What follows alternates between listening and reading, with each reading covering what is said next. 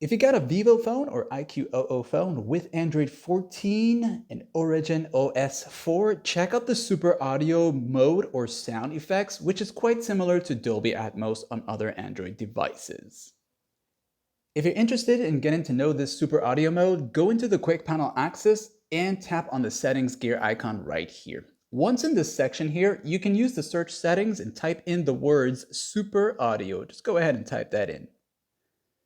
And as you start to type it in, you'll see the suggestion and you'll see it right there. If you don't see that there for some odd reason, you can also check into where it says sounds and vibration. Go into that.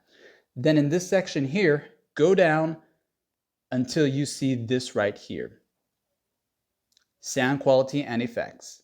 Once in this section, you'll see the different types and you'll see sound effect settings. As you enter here, you can now turn it on, or it is actually enabled automatically already, and it works best for connected devices and through the quality of your phone's speaker. So this is going to use for the phone speaker itself, and you got different modes here. Okay, so this is the different types here, and you can test it out yourself and find out which type is best for you.